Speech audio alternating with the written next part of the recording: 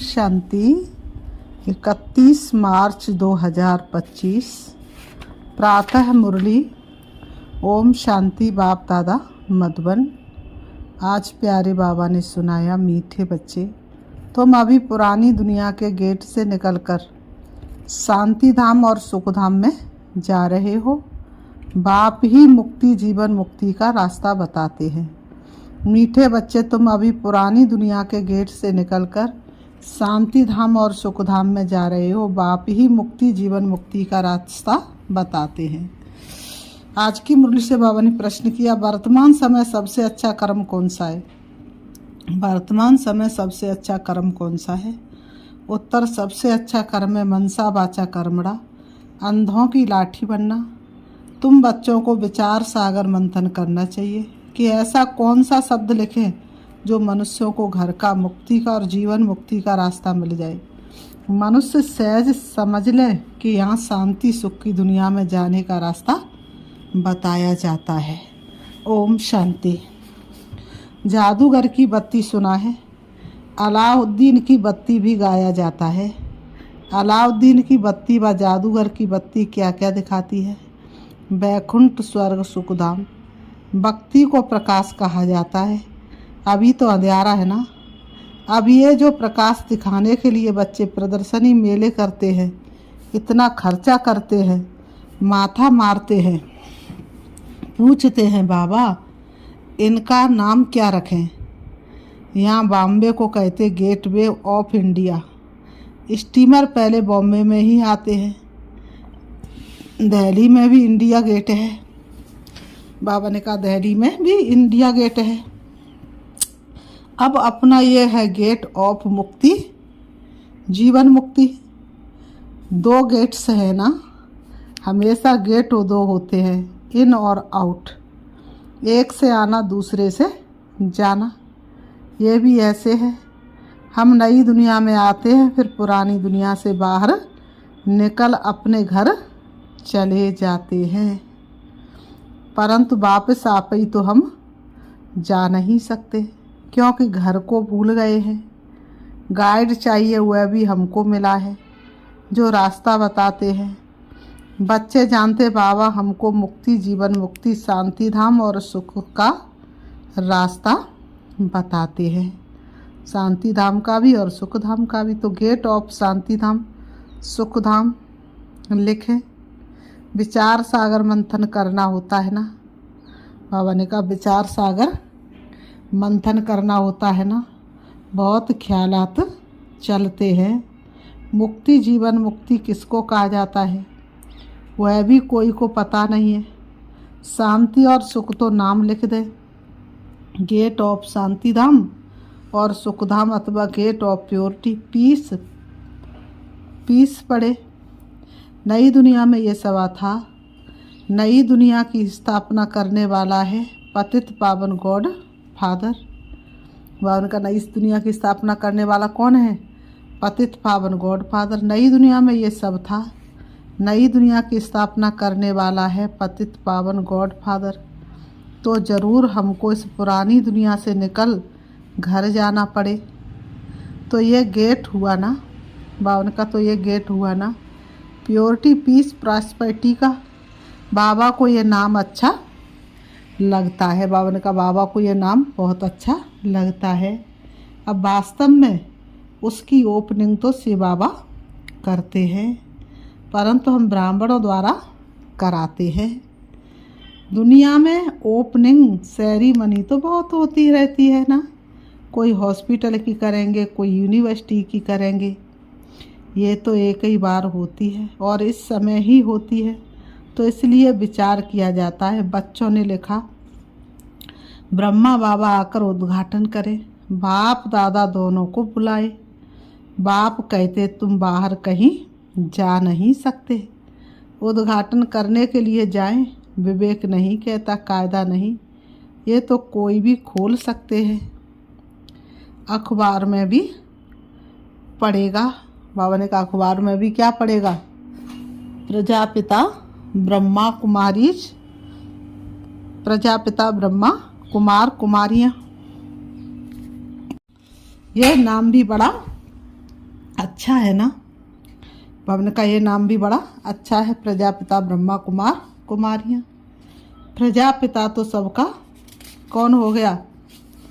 पवन का प्रजापिता तो सबका बाप हो गया ना। प्रजापिता तो सबका बाप हो गया ना। वह कोई कम है क्या? बाबा ने कहा। और फिर बाप खुद सेरेमनी कराते हैं। करनक रावण हार, करण करावन हार। बाबा ने कहा करण करावन हार है ना। बुद्धि में रहना चाहिए ना, हम स्वर्ग की स्थापना कर रहे हैं तो कितना पुरुषार्थ कर श्रीमत पर चलना चाहिए। वर्तमान समय मनसा वाचा कर्मणा, सबसे अच्छा कर्म तो एक ही है, अंधों की लाठी बनना। गाते भी है प्रभु अंधों की लाठी, सब अंधे ही अंधे हैं तो बाप आकर लाठी बनते हैं। ज्ञान का तीसरा, बाबा ने कहा ज्ञान का तीसरा नेत्र देते हैं, जिससे तुम स्वर्ग में नंबरवार पुरुषार्थ अनुसार जाते हो। नंबरवार तो है ही, ये बहुत बड़ी बेहद की हॉस्पिटल कम यूनिवर्सिटी है। समझाया जाता आत्माओं का बाप परम पिता परमात्मा पतित पावन है। तुम उस बाप को याद करो तो सुखधाम चले जाएंगे। ये है हेल, इनको हेवन नहीं कहेंगे। हेवन में है ही एक धर्म, भारत स्वर्ग था, दूसरा कोई धर्म नहीं था। ये सिर्फ याद करे, ये भी मन मनावव है। हम स्वर्ग में सारे विश्व के मालिक थे, इतना भी याद नहीं पड़ता है। बुद्धि में है हमको बाप मिला है तो वह खुशी रहनी चाहिए, परंतु माया भी कम नहीं है। बाबा ने कहा परंतु माया भी कम नहीं है। ऐसे बाप का बनकर फिर भी इतनी खुशी में नहीं रहते हैं, गुटके खाते रहते हैं। माया घड़ी घड़ी बहुत गुटके खिलाती है, शिव बाबा की याद भुला देती है। खुद भी कहते याद ठहरती नहीं है। बाप गुटका खिलाते हैं ज्ञान सागर में, माया फिर गुटका खिलाती है विषय सागर में। बड़ा खुशी से गुटका खाने लग पड़ते हैं। बाप कहते शिव बाबा को याद करो, माया फिर भुला देती है।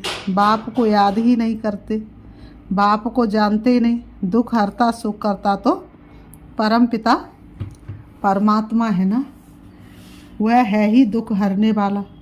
वह फिर गंगा में, बाबा ने कहा वह फिर है ही दुख हरने वाला।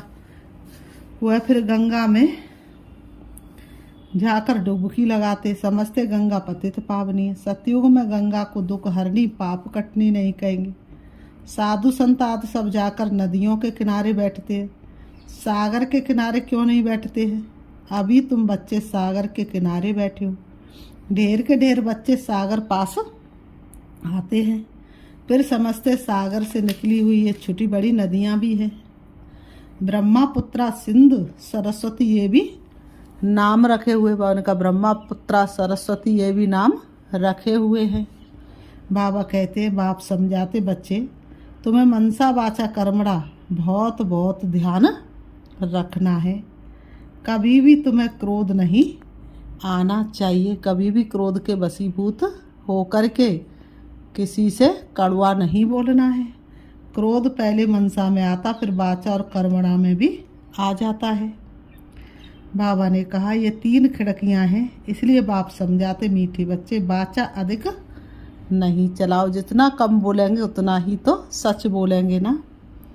बाबा ने कहा शांति में रहो, वाचा में आए तो कर्मणा में आ जाएगा। गुस्सा पहले मनसा में आता है, फिर वाचा कर्मणा में आता है, तीनों खिड़कियों से निकलता है। पहले मनसा में आएगा, दुनिया वाले तो एक दो को दुख देते रहते हैं, लड़ते झगड़ते रहते हैं। तुमको तो कोई को भी दुख नहीं देना है, ख्याल भी नहीं आना चाहिए। साइलेंस में रहना बड़ा अच्छा है। तो बाप आकर स्वर्ग का अथवा सुख शांति का गेट बतलाते हैं, बच्चों को ही बतलाते हैं। बच्चों को कहते तुम भी औरों को बतलाओ। प्योरिटी पीस प्रॉस्पेरिटी होती है स्वर्ग में। बाबा कहते हैं वहाँ कैसे जाते ये समझना है। बाबा ने कहा वहाँ सतयुग में कैसे जाते हैं ये तुमको समझना है और दूसरों को समझाना है। ये महाभारत लड़ाई भी गेट खोलती है। बाबा ने कहा बाबा का विचार सागर मंथन तो चलता है ना, क्या नाम रखें। बाबा का विचार सागर मंथन तो चलता है ना, कि हम ऐसा क्या नाम रखें। बाबा ने कहा सवेरे विचार सागर मंथन करने से मक्खन निकलता, क्योंकि सुबह सुबह बुद्धि एकदम शांत होती है। तो बाबा ने कहा अच्छी राय निकलती है, सुबह सुबह अच्छी राय निकलती है। तब बाबा कहते हैं, तब बाबा क्या कहते हैं, मीठे बच्चे क्या करो, सवेरे सवेरे उठ करके क्या करो, बाप को याद करो। अमृत वेला शुद्ध पवन है। बाबा ने कहा, तो बाबा कहते सवेरे सवेरे उठ के याद करो और विचार सागर मंथन करो, क्या नाम रखा जाए। विचार करना चाहिए ना, कोई का अच्छा विचार भी निकलता है। अब तुम समझते हो पतित को पावन बनाना माना नरकवासी से स्वर्गवासी बनाना। देवताएं पावन है तब तो उनके आगे माथा टेकते हैं। तुम अभी किसको माथा नहीं टेक सकते हो। कायदा नहीं, बाकी युक्ति से चलना होता है। साधु लोग अपने को ऊंच पवित्र समझते, औरों को अपवित्र नीच समझते हैं। तुम भल जानते हो हम सबसे ऊंचे हैं, परंतु कोई हाथ जोड़े तो रिस्पॉन्ड देना पड़े। हरिओम तत्सत कहते हैं ना, तो करना पड़े। ऐसे नहीं कि वह तुमसे राधे राधे करे और तुम उनकी राधे राधे लो ही नहीं। बाबा ने कहा अगर तुमसे कोई कुछ भी करता तो उसका रिस्पॉन्ड करना पड़े। युक्ति से नहीं चलेंगे तो वह हाथ नहीं आएंगे। बड़ी बड़ी युक्तियाँ चाहिए। जब मौत सिर पर आता है तो सभी भगवान का नाम लेते हैं। आजकल इत्तेफाक तो बहुत होते रहते हैं। आहिस्ते आहिस्ते आग फैलती है। आग शुरू होगी विलायत से, फिर आहिस्ते आहिस्ते सारी दुनिया जल जाएगी। पिछाड़ी में तुम बच्चे ही रह जाते हो, तुम्हारी आत्मा पवित्र हो जाती है, तो फिर तुमको वहाँ नई दुनिया मिलती है। दुनिया का नया गेट तुम बच्चों को मिलता है। तुम राज करते हो। अलाउद्दीन की बत्ती भी मशहूर है ना। नोट ऐसा करने से कारून का खजाना मिल जाता है भी बरोबर तुम जानते हो। अल्लाह अवलद्दीन झट इशारे से साक्षात्कार कराते। सिर्फ तुम श्री बाबा को याद करो तो सब साक्षात्कार हो जाएंगे। नौदा भक्ति से भी साक्षात्कार होता है ना। यहाँ तुमको एम ऑब्जेक्ट का साक्षात्कार तो होता ही है। फिर तुम बाबा को स्वर्ग को बहुत याद करेंगे, घड़ी घड़ी देखते रहेंगे। जो बाबा की याद में और ज्ञान में मस्त होंगे वही अंत की सभी सीनरी देख सकेंगे।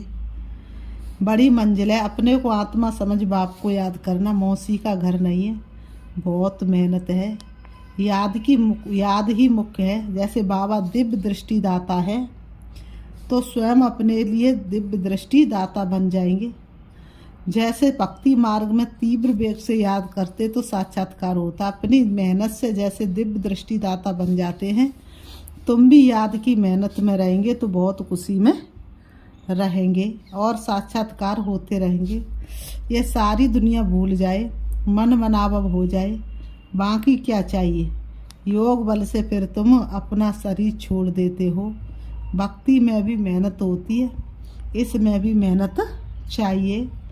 मेहनत का रास्ता बाबा बहुत फर्स्ट क्लास बताते रहते हैं। अपने को आत्मा समझने से फिर देह का भान ही नहीं रहेगा। जैसे बाप समान बन जाएंगे, साक्षात्कार करते रहेंगे, खुशी भी बहुत रहेगी। रिजल्ट सारी पिछाड़ी की गाई हुई है। अपने नाम रूप से भी न्यारा होना है तो फिर दूसरे के नाम रूप को याद करने से क्या हालत होगी। नॉलेज तो बहुत सहज है। प्राचीन भारत का योग जो है जादू उसमें है। बाबा ने समझाया है। ब्रह्म ज्ञानी भी ऐसे शरीर छोड़ते हैं। हम आत्मा हैं, परमात्मा में लीन होना है। लीन कोई होते नहीं है ब्रह्म ज्ञानी। बाबा ने देखा है बैठे बैठे शरीर छोड़ देते हैं, वायुमंडल बड़ा शांत रहता है, सन्नाटा हो जाता है। सन्नाटा भी उनको भासेगा जो ज्ञान मार्ग में होंगे, शांत में रहने वाले होंगे। बाकी कई बच्चे तो अभी बेबियाँ हैं, घड़ी घड़ी गिर पड़ते हैं। इसमें बहुत बहुत गुप्त मेहनत है। मैंने कहा कई बच्चे तो बहुत बेबियाँ हैं, छोटे हैं, घड़ी घड़ी गिर पड़ते हैं, इसमें तो बहुत मेहनत चाहिए। बाबा ने कहा बहुत मेहनत है, भक्ति मार्ग की मेहनत प्रत्यक्ष होती है। बाबा कहते भक्ति मार्ग की मेहनत तो दिखाई देती है ना, कोई परिक्रमा लगा रहा है, कोई बिल्कुल निर्जला व्रत रह रहा है, कोई धूप में बैठा है, तो वह तो प्रत्यक्ष होती है। माला फेरो, कोठी में बैठ भक्ति करो। क्या करते हैं भक्ति मार्ग में? माला फेरेंगे, कोठी में बैठ करके भक्ति करेंगे, सिमरण करेंगे, तो वो तो दिखाई देता है। पर तुम्हारी किससे युद्ध है? माया से। यहाँ तो बाबा ने कहा यहाँ तो चलते फिरते तुम याद में रहते हो, कोई को पता पड़ ना सके कि ये राजा ही ले रहे हैं। योग से ही सारा हिसाब किताब चुकतू करना है, तपस्या के बल से ही सारा हिसाब किताब चुकतू करना है। ज्ञान से थोड़ी चुकतू होता है, हिसाब किताब चुकतू होता है याद से। बाबा कहते हैं कर्म भोग याद से चुकतू होता है, पापों का बोझा जो सिर पर है वो बाबा की याद से ही चुकतू होता है। बाबा ने कहा ये है गुप्त, बाबा सब कुछ गुप्त सिखलाते हैं। फिर बाबा कहते हैं अच्छा मीठे मीठे सिकीलते बच्चों प्रति माता पिता बाप दादा का याद प्यार और गुड मॉर्निंग। रूहानी बाप की रूहानी बच्चों को नमस्ते। हम रूहानी बच्चों की रूहानी बाप और दादा को याद प्यार और नमस्ते नमस्ते नमस्ते नमस्ते नमस्ते। नंबर 1 धारणा के लिए मुख्य सार। नंबर 1 मनसा वाचा कर्मणा, कभी भी क्रोध नहीं करना है। इन तीनों खिड़कियों पर बहुत ध्यान रखना है। वाचा अधिक नहीं चलाना है, 1-2 को दुख नहीं देना है। बाबा कह रहे 1-2 को दुख नहीं देना है। नंबर 2 ज्ञान और योग में मस्त रहे, अंतिम सीनरी देखनी है। ज्ञान और योग में मस्त रहे, अंतिम सीनरी देखनी है। अपने व दूसरे के नाम रूप को भूल में आत्मा हूँ, इस स्मृति से देवभान को समाप्त करना है। आज की मुरली से बाबा ने वरदान दिया, स्नेह के बाण द्वारा स्नेह में घायल करने वाले स्नेह और प्राप्ति संपन्न लवलीन आत्मा भव। स्नेह के बाण द्वारा स्नेह में घायल करने वाले स्नेह और प्राप्ति संपन्न लवलीन आत्मा भव। स्पष्टीकरण, जैसे लौकिक रीति से कोई किसके स्नेह में लवलीन होता है तो चेहरे से, नैनों से, वाणी से अनुभव होता है कि ये लवलीन है, आशिक है। ऐसे जब स्टेज पर जाते हो तो जितना अपने अंदर बाप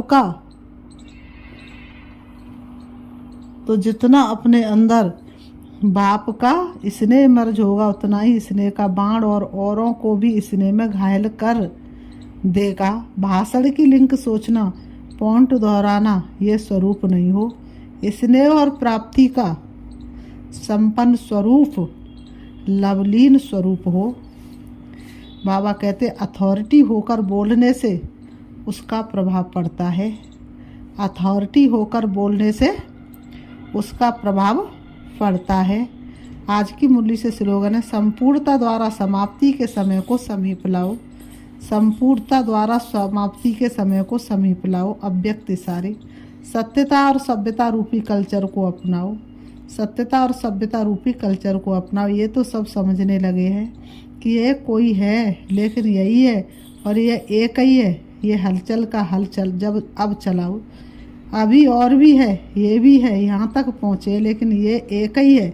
अभी ऐसा तीर लगाओ, धरनी तो बन गई और बनती जाएगी, लेकिन जो फाउंडेशन है, नवीनता है, बीज है, वह है नया ज्ञान। निस्वार्थ प्यार है, रूहानी प्यार है। ये तो अनुभव करते हैं, लेकिन अभी प्यार के साथ साथ ज्ञान की अथॉरिटी वाली आत्माएं हैं। सत्य ज्ञान की अथॉरिटी है। ये प्रत्यक्ष करो तब प्रत्यक्षता हो। सत्य ज्ञान की अथॉरिटी है, ये प्रत्यक्ष करो तब प्रत्यक्षता हो। अच्छा, ओम शांति, ओम शांति।